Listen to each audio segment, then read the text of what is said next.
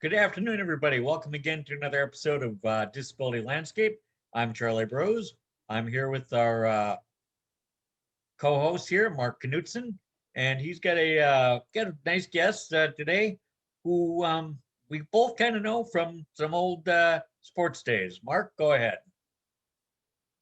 Yes, today, like Charlie said, is someone from our old sports days, and I would like to introduce you to Sue Smith, who is a licensed marriage and family counselor. Is that correct?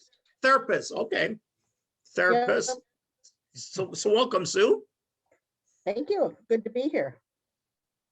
I guess to starting off somewhat is how did you end up in this career? It's something I don't think someone maybe right out of high school says, I want to be a marriage and family therapist.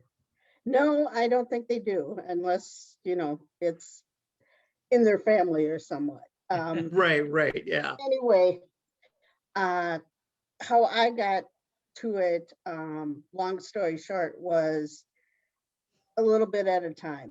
When Yeah. I first started, when I first started college, I didn't know what the hell I was doing, and Right. wasn't sure how this was going to work out, but gave it my try. And I started at a community college, was Lakewood at the time. It's Century now, and started there.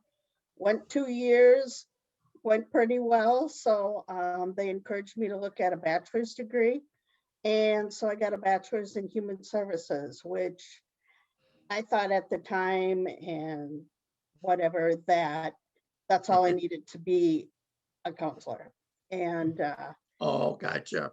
Yeah. and so little did I know that takes a little more than that. And so when I got my bachelor's degree from the university, I well, let me backtrack a minute. When I was at Century or Lakewood at the time, I worked in the counseling office answering phones. And Okay. so already I sort of saw the different difficulties people were having. I thought the only reason somebody went to a counselor at the college was to plan their classes, but as it turned out, there were a lot more things going on. That's what I was going to ask, Yeah. if you were just answering admission class questions, but go ahead. It was more than just that. Initially, and so I'd get people crying on the phone occasionally, frustrated, that kind of thing. And kind of just watch the counselors doing things to help calm them down and work with them and help them be more able to cope. And so that I thought was pretty cool. And, I thought, okay, well, I'm not going to be a welder. I'm not going to be this. And, could probably sit in an office and do counseling. Nothing against welders. Nothing against welders. Exactly. Yeah. Right. Yep. Go ahead. But they, when I was in high school, they told me I should go to the technical college. And I'm thinking, I don't think so. I don't think welding or, cutting people's hair, I don't think I should be with power tools. So I just thought it Or would clippers. be a really bad idea. And if you remember me from my basketball days, not so much. Not so much as far as you are a guest, so I will be nice. I'm not going to say anything.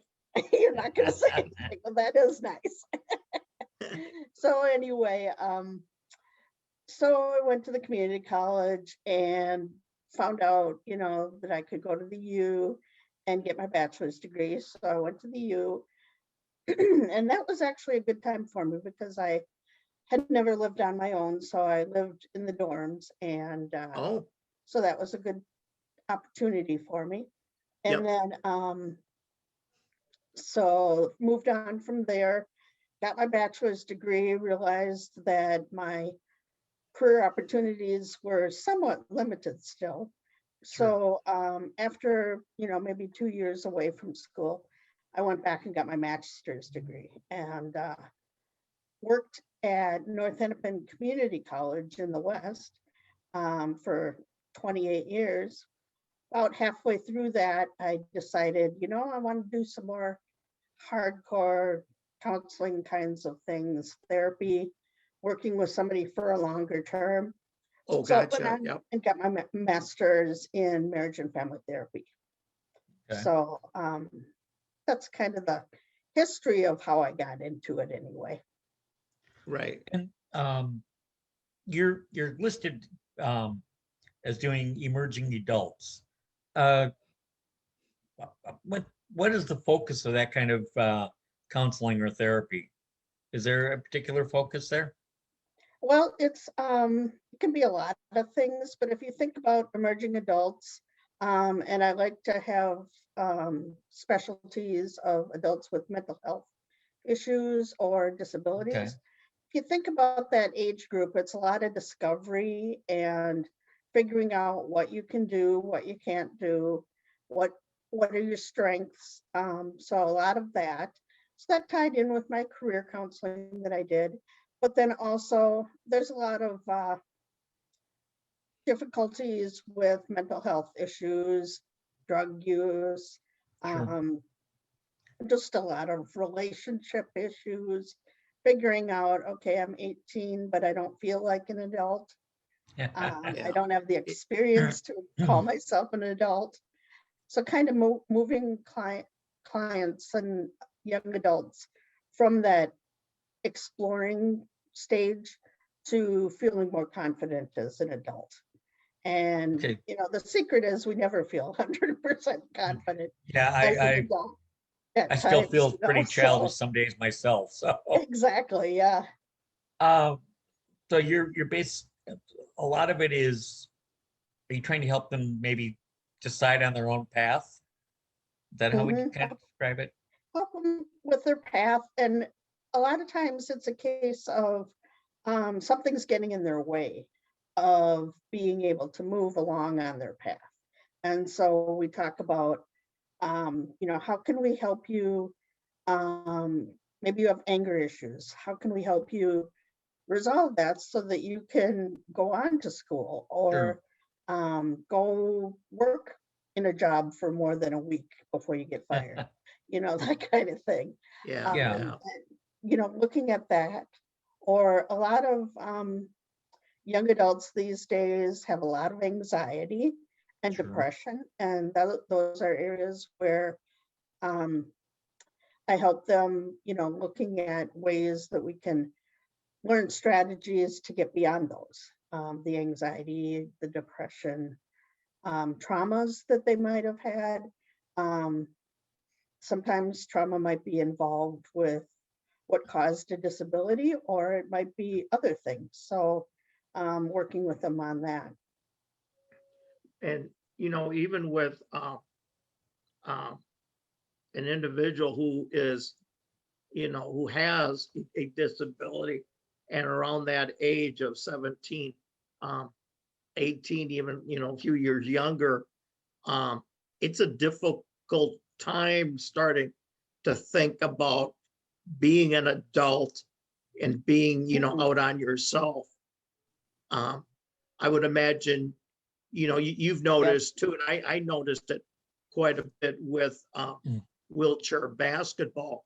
The players who were um, newly injured or whatever, basketball really starts out as more of a therapy, confidence for them, starting to make adjustments and getting the Yep. confidence in it. But like getting back with the kids, Right.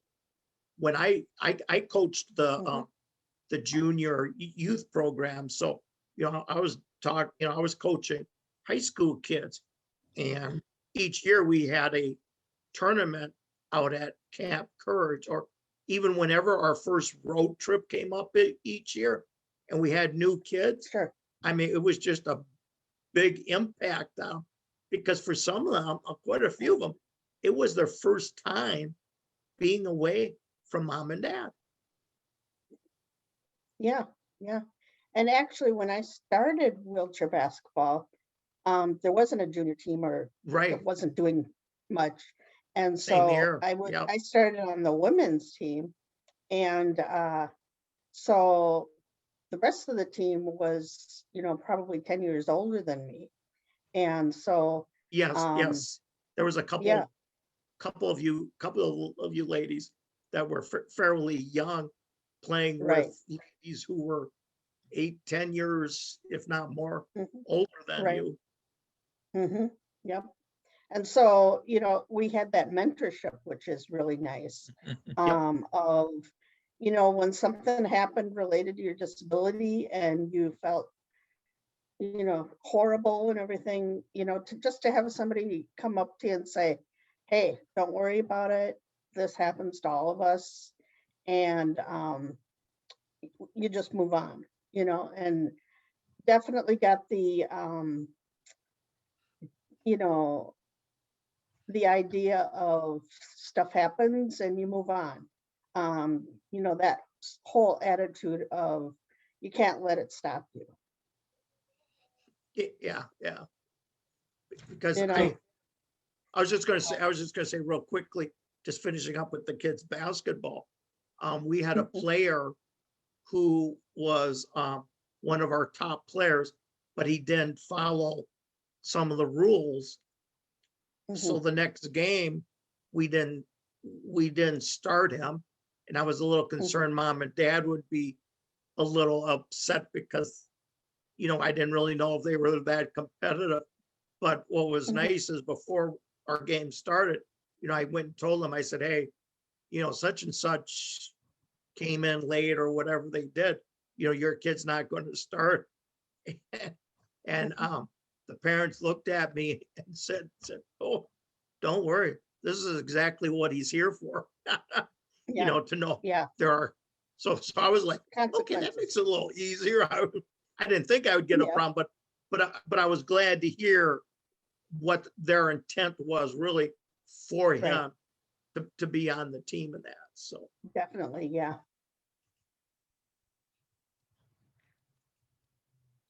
Yeah, Charlie,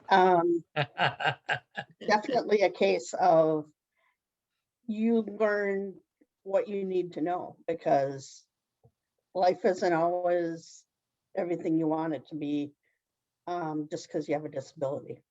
Yep. Um, in your line of work, do you now you said you deal with some people with mental health issues. Do you also Mhm. deal with individuals with new or recent disability injuries, quadriplegics, and is it Sometimes. difficult to help them sometimes find their path when they, Mhm. there can be Yeah, anger and I don't do resentment a from the lot injury. of rehab per se, but I help with um, figuring things out as far as what are you going to do now? What is your next step? Um, and kind of guiding them towards that. Okay, okay. Because do you guide them? Well, it's like Mark was saying, people with new injuries joining basketball team, it gives them, a chance to understand what they can do and, Mhm. form new friends, that kind of thing. Is that anything that you would kind of push towards or point for people towards to Oh, say, sure. get in this kind of activity and see, what it can do for you? Definitely. Yeah. Okay.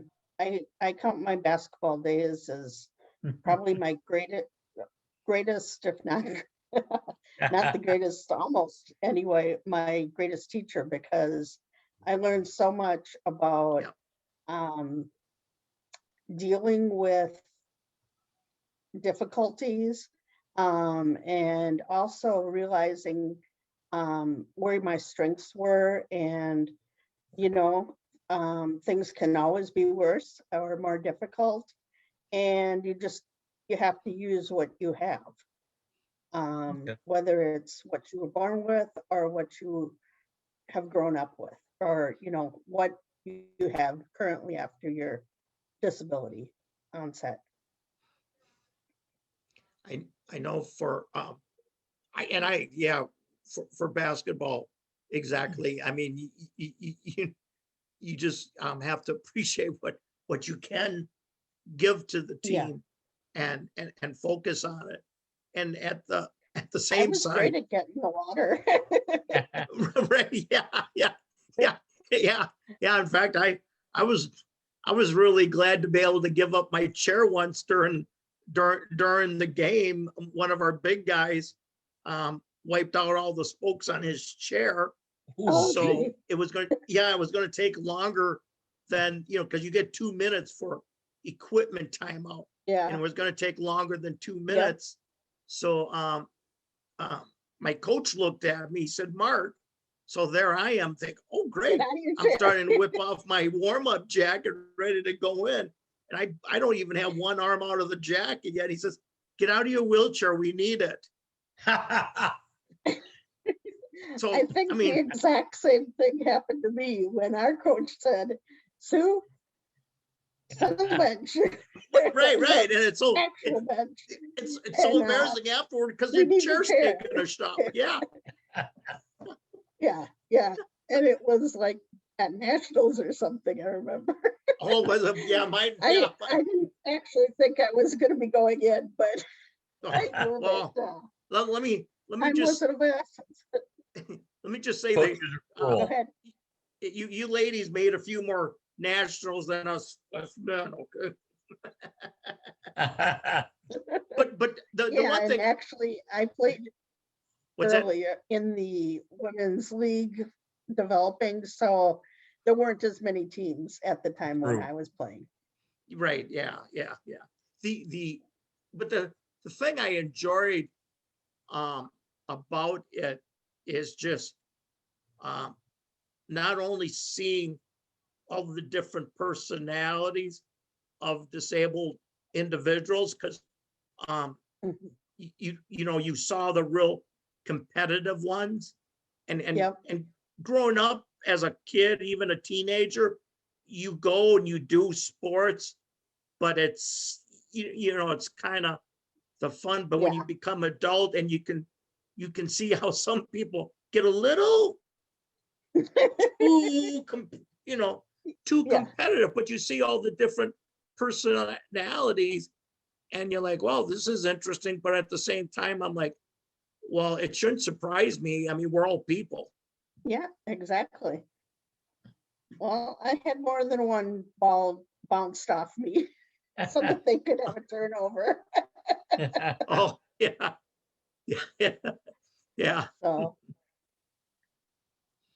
I would, anyway, do you think lately now, I know just for myself, maybe it's just because it's getting talked about more, but you hear more about anxiety. Do you think it's always been there, or do you think there's just a lot more anxiety, maybe because of how the world is a little more complicated, or we're just hearing about it? yeah.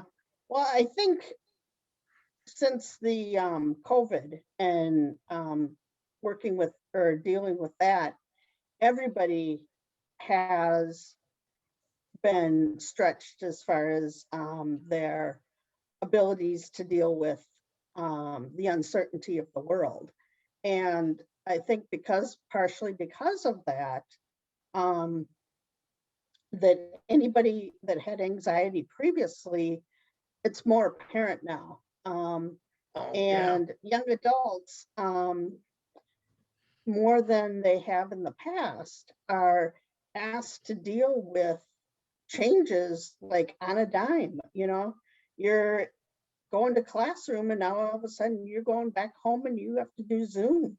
And just not knowing what's going to happen today, tomorrow, or the next day, Sure. and then, with the talk about, well, we know that people who have disabilities are going to be a special category, and those kind of things, um, but everybody else will be okay, and just those kinds of things that people talk about nowadays kind of make young adults really sort of anxious related to that.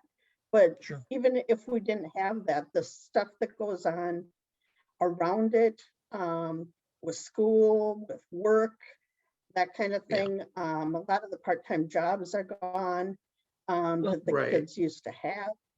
and So we're there's a also lot more dealing anxiety and uncertainty.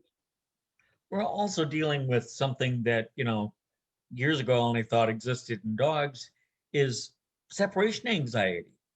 I mean, Yep. we're separated from people for long periods of time because of this pandemic, and we Hmm. don't know when we're going to see them, or you can talk to Hmm. them through a screen like this. That's great, but it's not the same as being in the same room Hmm. and sharing a laugh. Yeah, and being able to hug them, Yeah, especially if exactly. you're really close to your parents. Um, a lot of Mm, us haven't seen our parents in a long time because it wasn't safe. So mhm. yeah, and I think the separation anxiety and just not knowing, I think, is a big factor. Yeah, and missing like holiday gatherings, that kind of thing. Yep, It's got to be really difficult on people. And yep. have you seen Well, a lot and of young adults, they want to be more independent, but not this, like not throw them in the yeah, from in the throw them in the deep end? pool. Yeah, And exactly. that's unfortunate. Have you seen, you've dealt with more of that then in the last year, or has it always been kind of there and just being Um, bubbling to the I think surface? we've dealt with more of it this year, in the past year, just, due to so much uncertainty. Okay.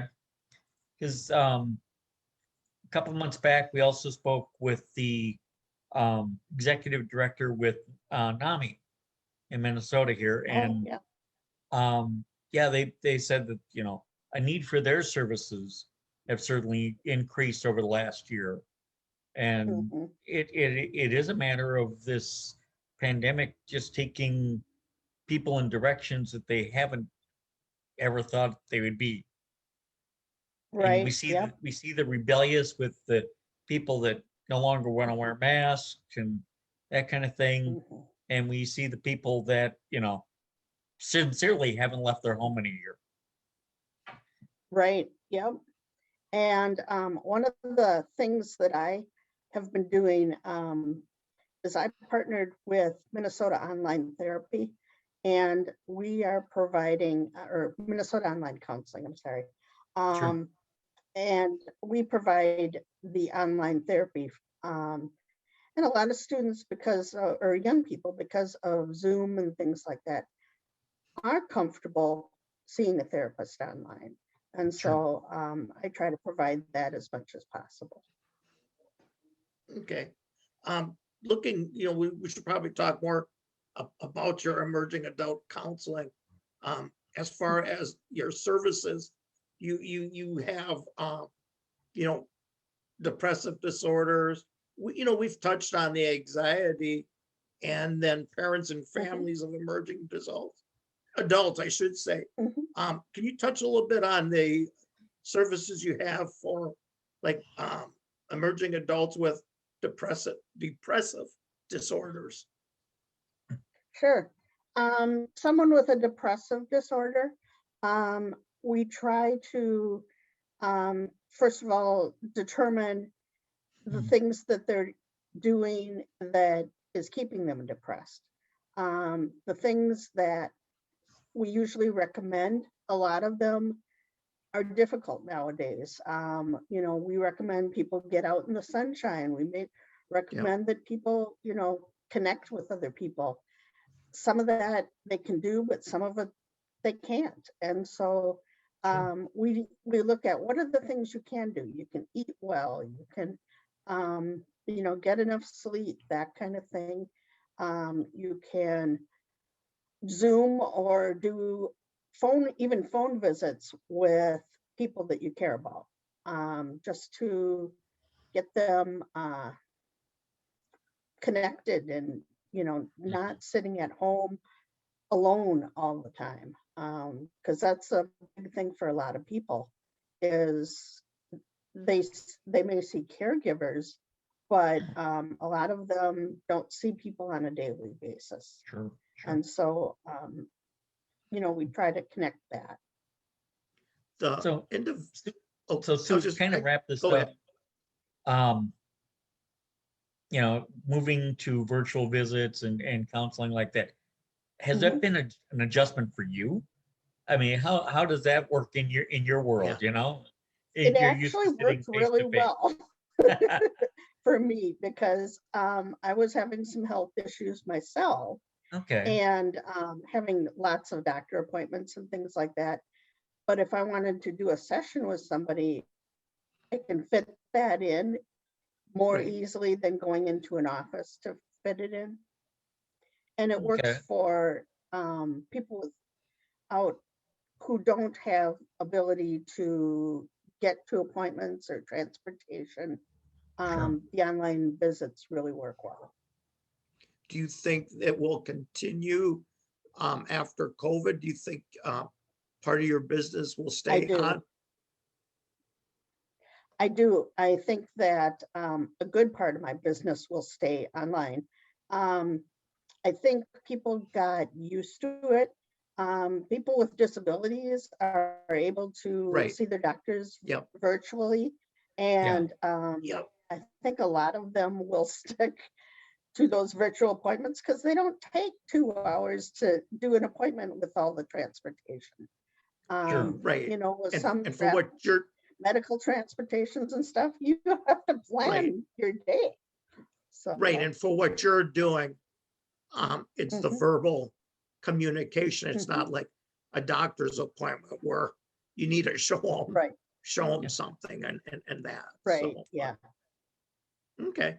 Well, Sue, it was really great catching up with you and Yeah. that. I'm glad you were able to take the time. We got this the interview in. So we're wrapping it up here as you can tell. So once again, thank you, Sue, and I'll throw it over to Charlie I'll let him always do the final wrap up. Okay. Well, again, thank you, Sue Smith. We hope you can continue to have good health and also to keep helping those around us here. I'm Charlie Bros. He's Mark Knudsen, and this has been Disability Landscape. We'll see you next time.